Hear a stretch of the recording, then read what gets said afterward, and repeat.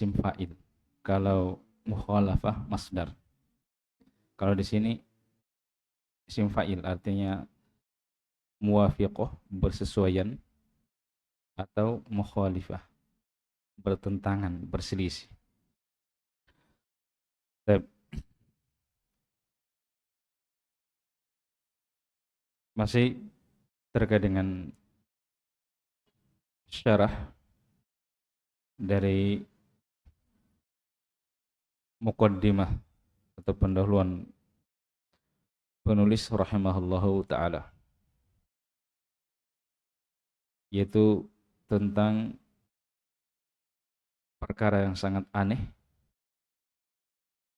dan diantara hal yang menunjukkan akan kudrah, kemahamampuan Al-Malikil Ghallab, Allah yang maha berkuasa lagi maha mengalahkan. Yaitu 6 perkara yang Allah subhanahu wa ta'ala jelaskan di dalam Al-Quran dengan penjelasan yang jelas, gamblang, sangat terang, dipahami oleh orang-orang awam, tetapi ternyata keliru di dalam perkara ini orang-orang yang dianggap berakal, orang-orang yang dianggap cerdas dari anak cucu Adam. Dan di antara 6 pokok ini adalah tentang tauhid. Ya. Berkata Syarih Syekh Shalih Fauzan hafizahullah taala, "Fasyaikhu rahimahullah fi hadhil kalimat yubayyinu syai'an min hadzal amril ajib." Syekh rahimahullah di dalam kalimat-kalimat ini menjelaskan sesuatu, itu sebahagian dari perkara yang mengherankan ini, perkara yang aneh atau perkara yang menakjubkan. Apa itu? Annan nasa yaqra'unal Qur'an, bahwasanya manusia membaca Al-Qur'an, wa yakthiruna min qira'atihi, bukan hanya sekedar membaca, bahkan mereka memperbanyak di dalam membacanya. Bukan hanya sekedar banyak, tetapi wa yakhtimunahu, bahkan mereka mengkhatamkan. Ya, selesai dibaca Al-Qur'an dari awal sampai akhir. Ya. Bahkan wa yahfazunahu, bukan hanya sekedar khatam. Sebagian dari mereka atau banyak dari mereka menghafal Al-Qur'an. Wa yurattilunahu, mereka membacanya dengan tartil. Wa yurakkizuna ihtimamahum bi alfadhil Qur'an, mereka memusatkan perhatian mereka dengan lafaz-lafaz Al-Qur'an, memusatkan perhatian mereka dengan tajwid Al-Qur'an, dengan hukum-hukum mad.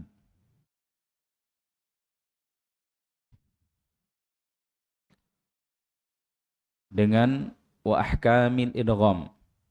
Tapi ini matufnya ke alfad ya semuanya.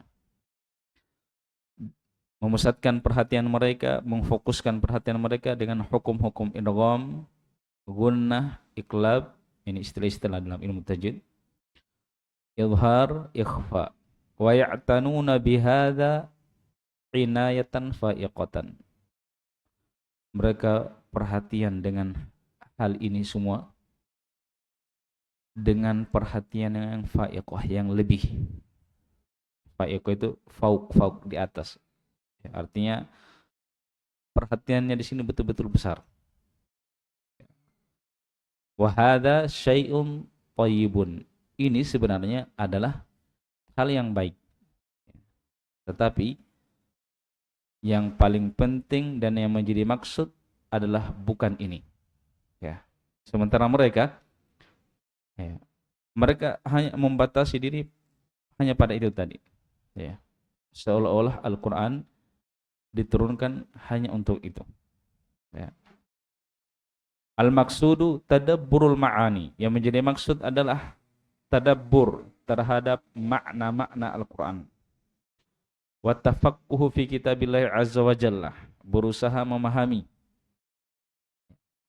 kitab Allah azza wa jalla. Wa arudu a'malina wa a'malin nasi ala kitabillah. Serta memperhadapkan amalan-amalan kita dan amalan orang-orang ala kitabillah, kepada kitab Allah. Hal hiya muwafiqatun li kitabillah, apakah amalan kita itu bersesuaian, mencocoki kitab Allah atau dia menyelisih Al-Quran, kitab Allah subhanahu wa ta'ala. Itu yang menjadi maksud. Sementara mereka tadi itu hanya terbatas pada ini semuanya. Hadza huwal matlub. Inilah yang dituntut. An nusahiha awdu'ana wa an nunabbiha ala akhta'in nas. Itu kita memperbaiki kondisi-kondisi kita, memberikan peringatan akan kesalahan-kesalahan manusia. La biqasdi tashhir wa qasdi naili minan nas. Tetapi ketika memperingatkan kesalahan orang-orang itu bukan bermaksud untuk tashhir, bukan bermaksud untuk menyebar kesalahan itu, ya, memviralkan. Ini dari kata masyhur, ya, syahar. Jadi bukan untuk mempermalukan, ya, supaya diketahui oleh semua orang, bukan. Wa qasdin naili minan nas, bukan bermaksud membalas, ya, terhadap orang. Tetapi maksud dari mengingatkan kesalahan adalah bal biqasdil islahi wan nasihah, yaitu maksudnya adalah untuk memperbaiki dan memberikan nasihat, ya, sebab kalau apalagi yang terjadi dalam kesalahan itu orang yang ditokohkan, yang diikuti. Kalau tidak diingatkan kesalahannya, ya orang akan mengikutinya, sehingga perlu diingatkan akan kesalahan tersebut, ya. Dan itu sebenarnya untuk kebaikan orang yang dinasihati tersebut dan kebaikan untuk seluruh manusia. Baik, sekarang masuk kepada pokok yang pertama dari 6 pokok yang kata penulis min a'jabil ujab wa akbaril ayat ad-dalati ala qudratil malikil ghallab. 6 hal yang merupakan hal yang paling aneh dan menunjukkan akan kemampuan al-malikil ghallab, yaitu Allah subhanahu wa ta'ala. Al-aslul awal ikhlasul dini lillahi ta'ala wahdahu la syarikalah.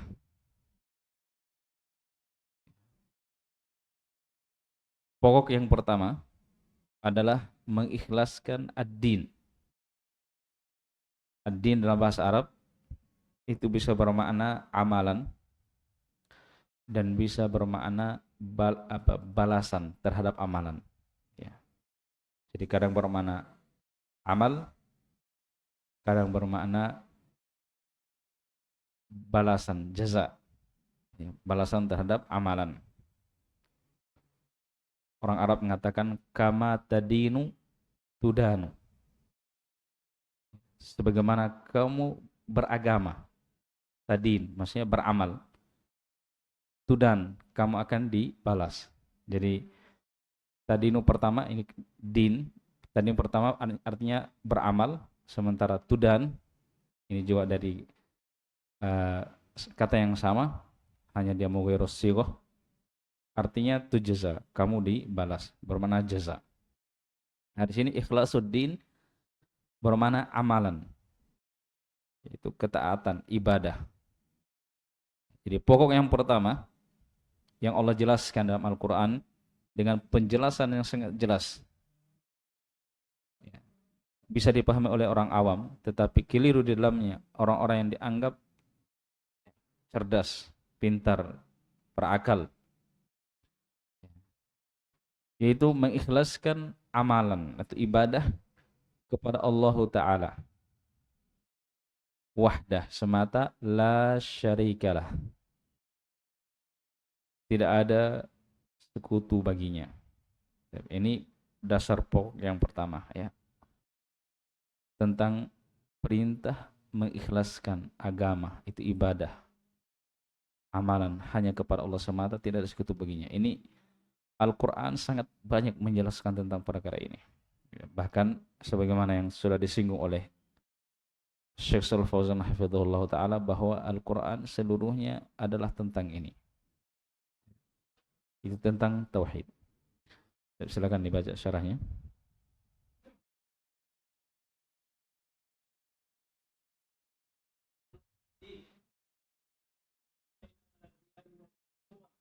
Ada yang antum melewati kayaknya. Di sini tidak, coba perhatikan di asyarhu al-aslul awal.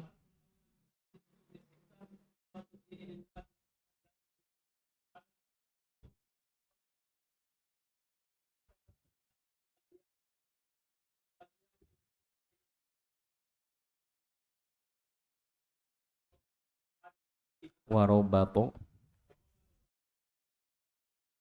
terus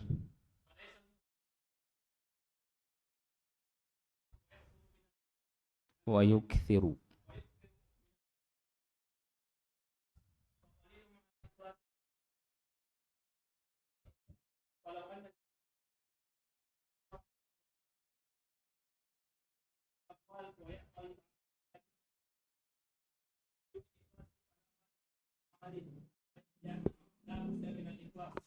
Okay.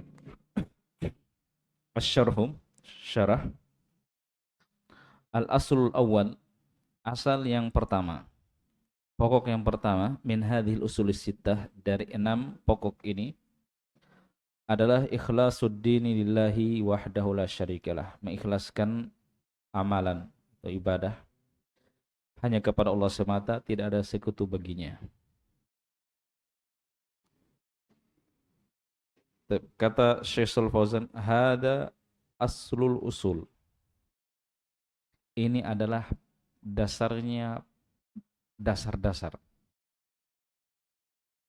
Perhatikan kalimat ini. Ini adalah aslul usul. Jadi dia bukan hanya sekedar aslun, bahkan dia adalah asal, pondasi dari semua usul. Dalam pembahasan agama itu ada pokok-pokok. Jadi ada namanya usul, ada cabang.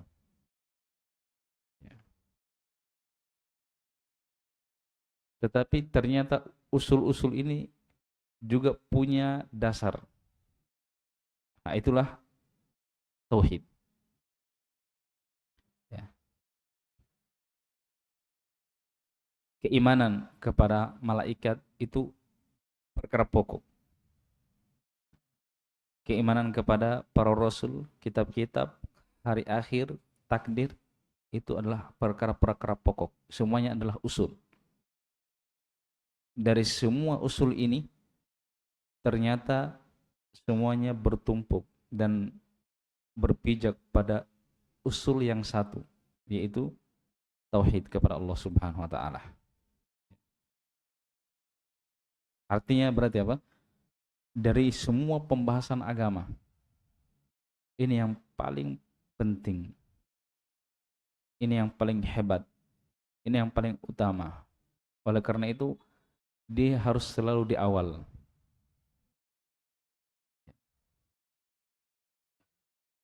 Orang ketika mau masuk Islam harus bertauhid dulu, menyatakan dua kalimat syahadat. Dua kalimat syahadat kan terdiri dari dua persaksian. Persaksian yang pertama adalah mempersaksikan bahwasanya tidak ada sesembahan yang berhak untuk diibadahi selain Allah Subhanahu wa taala. Itu tauhid. Kalau ini tidak dilaksanakan, maka yang lainnya tidak berguna. Maka tauhid itu adalah perkara yang paling pertama ketika dipelajari. Harus yang paling pertama untuk diamalkan sebelum yang lainnya. Dan harus paling pertama untuk didakwahkan sebelum yang lainnya. Oleh karena itu, sholat, kewajiban sholat 5 waktu yang merupakan dasar Islam yang kedua, itu tidak turun perintahnya kepada Nabi SAW sampai 10 tahun kenabian. Jadi selama 10 tahun itu Nabi memperkuat tauhid para sahabat. Ya. Dan banyak hal-hal yang disyariatkan itu Nabi belum perintahkan, bahkan dilarang. Sampai tauhid para sahabat itu menjadi kuat. Contohnya ziarah kubur misalnya. Nabi SAW bersabda, kuntu nahaitukum an ziyaratil kubur. Dahulu saya melarang kalian untuk berziarah kubur. Fazuruha, sekarang ziarahilah kuburan. Fa innaha tudzakirukumul akhirah, sebab ziarah kubur itu akan mengingatkan kalian tentang perkara akhirat. Jadi Nabi pertama melarang. Kenapa melarang? Sebab kalau tidak kuat tauhidnya, ziarah kubur bisa terjatuh dalam kesyirikan. Seperti itu. Ini menunjukkan apa? Pentingnya tauhid. Kata Syekhul Fauzan, hada aslul usul. Ini merupakan dasarnya dari dasar-dasar agama. Wa qa'idatud din, dia adalah pondasi agama. Wa hadha huwal mu'taraq bainal anbiya'i wa bainal umam. Ini adalah letak peperangan antara para nabi dan umat-umatnya. Jadi nabi bersama umatnya, mereka berselisih, berperang itu karena masalah apa? Itu bukan karena sholat, bukan karena puasa, bukan karena zakat, bukan karena haji, bukan karena berbakti kepada kedua orang tua, bukan karena akhlak, tapi ini karena perkara tauhid. Fal anbiya'u yuriduna an yusahhihu hadzal asl alladhi khalaqallahu al-khalqa min ajlihi wa rabata sa'adatahum bihi. Para nabi menginginkan untuk memperbaiki hadal asal ini, itu tauhid tadi, mengikhlaskan ibadah hanya kepada Allah. Mereka ingin memperbaiki tauhid umat-umat yang mana Allah mencipta makhluk itu karena tauhid. Wa ma khalaqatul jinna wal insa illa liya'budun. Wa rabata sa'adatahum bihi, dan Allah mengikat kebahagiaan makhluk itu dengan tauhid. Artinya apa? Kalau ingin bahagia itu harus bertauhid. Orang tidak bertauhid itu tidak akan bahagia. Sebab Allah mengikat kebahagiaan mereka bihi, dengannya, dengan tauhid. Artinya tanpa tauhid manusia tidak akan bahagia. Ya, rata-rata orang yang dahulunya non muslim kemudian masuk ke dalam Islam, itu ada ketenangan, ada kebahagiaan.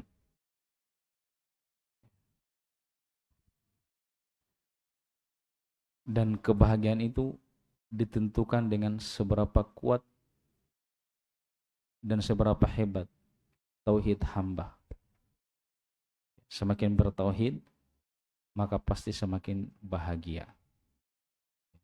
Makanya kalau tidak bahagia, itu harus diperiksa tauhidnya. Terutama tauhid ketika menghadapi kejadian-kejadian, peristiwa-peristiwa. Saya beri contoh. Seseorang ketika dapat musibah atau dapat sesuatu yang tidak sesuai dengan apa yang dia inginkan. Apakah itu masalah dia dengan pasangannya, suami istri, atau dengan orang tua, antara anak dengan orang tuanya, atau antara sesama manusia. Ya. Kalau orang tidak kuat tauhidnya, ya, dia hanya fokus permasalahan ini antara dia dengan pasangannya, antara dia dengan orang tuanya.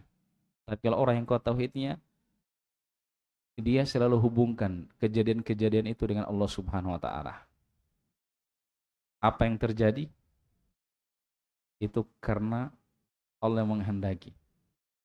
Allah inginkan terjadi. Dan kalau Allah inginkan terjadi, itu pasti kebaikan. Nah, kebaikan itu ketika Allah menakdirkan sesuatu, mungkin sesuatu itu Allah cintai pada zatnya, atau sesuatu itu Allah tidak sukai, tetapi Allah inginkan sesuatu yang Allah cintai yang terjadi di balik kejadian itu yang tidak baik. Ketika Allah menimpakan ujian kepada hamba, itu kan ujian dari Allah. Kalau kita berhasil lewati, berarti kita akan lebih mulia daripada sebelum ada ujian. Sementara kalau kita tidak diuji, ya kita akan begitu-begitu saja. Ya. Jadi kita itu akan naik derajat kalau melewati ujian. Ya, baru naik kelas. Tidak bisa naik kelas kalau tidak ujian. Nah, sekarang kalau dapat musibah, dapat hal-hal yang tidak baik, ya, orang yang bertauhid, yang kuat tauhidnya, dia hubungkan.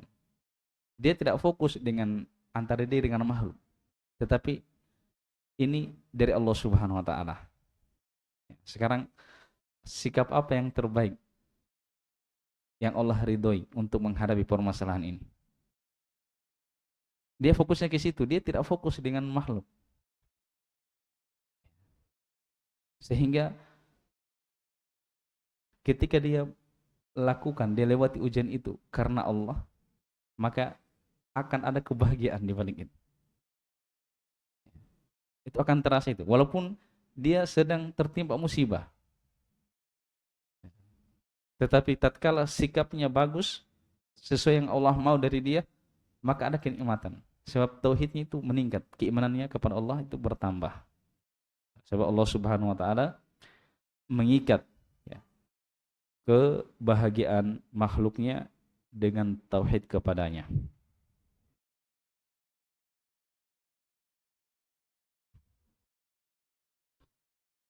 Jadi orang yang bertauhid itu seperti itu.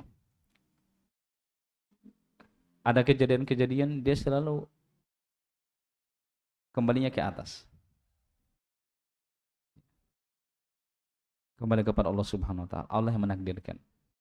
Walaupun melewati ini, walaupun melewati si fulan, walaupun melewati si fulan, tetapi Allah yang menakdirkan hal tersebut. Ya. Baik. Falaisal muhimmu annal insana yasumu wa yusolli wa yukthiru minal ibadat. Tadi saya ingatkan ya. Jadi kebanyakan kita itu, kebanyakan manusia, ketika ditimpa musibah, ditimpa sesuatu yang tidak sesuai dengan kita ini, cara menyelesaikannya itu kan kadang dia lihat dirinya, solusinya sesuai dengan yang dia mau. Dia ingin melewati cobaan ini sesuai maunya dirinya, bukan melihat ini sikap yang baik di dalam permasalahan ini, yang Allah ridho dari situ yang mana. Tapi yang dia pikir dirinya, bukan ingin membuat ridho Allah Subhanahu wa ta'ala. Andai kata dia ingin keluar dari permasalahan itu dengan ingin membuat ridho Allah Subhanahu wa ta'ala, maka dia pasti bahagia. Kemudian kata Syekh Hafizahullah ta'ala, bukan yang penting itu adalah manusia atau seseorang berpuasa, sholat, dan memperbanyak ibadah-ibadah. Tetapi yang terpenting itu adalah ikhlas. Jadi ini yang utama. Ya. Jadi sebelum orang mau beribadah, mau berpuasa, mau sholat, atau melakukan apapun itu, dia periksa dulu, saya ikhlas tidak dalam melakukan ini. Itu dulu yang, karena itu yang paling penting. Kalau sudah ada ikhlas, maka walaupun sedikit, itu pasti ada kebaikan. Ya. Apalagi kalau banyak. Tetapi kalau orang beramal walaupun banyak, tapi tidak ada ikhlas, tidak ada tauhid, maka percuma. Ya. Paham ya? Kenapa tauhid itu, ikhlas itu penting. Faqalilun ma'al ikhlas khairun min kathirin ma'adamil ikhlas. Sedikit tetapi bersama dengan keikhlasan. Itu sedikit dari amalan, tetapi disertai dengan keikhlasan, itu lebih baik daripada banyak amalan tetapi tidak ada keikhlasan. Kalau anal insana yusalliyal laila wan nahar. Andai kata ada seseorang yang sholat di malam hari dan di siang hari. Dia sholat terus tanpa henti. Wa yatasaddaqu bil amwal. Dia juga bersedekah dengan apa? Dengan banyak harta. Wa ya'malul a'mal, dan dia beramal dengan banyak amalan, lakin bidinu ikhlas, tetapi tidak disertai dengan keikhlasan, fala faidata fi amalihi, sama sekali tidak ada faidah pada amalannya. Li'annahu la budda minal ikhlas. Sebab keikhlasan itu sesuatu yang harus. Jadi itu yang paling penting. Makanya setiap kita beramal, itu kita periksa kondisi hati kita. Dan keikhlasan itu adalah perkara yang paling berat. Kecuali bagi siapa yang Allah Subhanahu wa ta'ala mudahkan. Ya. Baik itu ikhlaskan ibadah atau mengikhlaskan niat. Itu perkara yang paling berat. Sebab hati itu selalu berubah-ubah, berbolak-balik. Amalan-amalan yang kita lakukan hari ini, yang kita ikhlas saat kita lakukan, setelah itu kita akan diuji terus itu. Mungkin di akhir hayat kita, kita akan riya dengan amalan yang kita lakukan di masa dahulu. Jadi walaupun kita bisa ikhlas sekarang, itu belum tentu kita bisa ikhlas besok untuk amalan yang kita kerjakan hari ini. Untuk yang kita kerjakan kemarin dulu, tahun lalu, beberapa tahun lalu. Justru semakin kita banyak beramal, maka potensi untuk riya di situ itu semakin besar. Sebab kita merasa berjasa. Ya kalau masih sedikit kita tahu diri, woi, saya tidak ada apa-apanya. Tetapi ketika semakin banyak kebaikan-kebaikannya, dia ingin pengakuan dari orang lain, sudah gugur. Ya, makanya mengadakan kegiatan-kegiatan dakwah, sebelum memperbesar itu, ya ukur dulu keikhlasan kita, mampu tidak menghadapi cobaan. Semakin terkenal, itu dorongan untuk tidak ikhlas itu semakin besar. Mengharapkan pengakuan, pujian, itu hal-hal yang bertentangan dengan keikhlasan.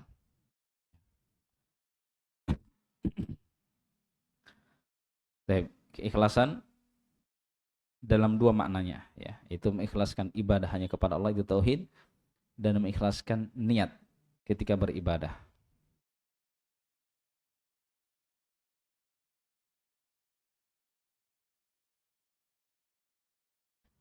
Sudah masuk waktu salat Isya, insyaallah dilanjutkan di pertemuan berikutnya. Naktahi bihadza wa sallallahu wasallam ala nabiyina Muhammad wa ala alihi wa ashabihi ajma'in. Assalamualaikum warahmatullahi wabarakatuh.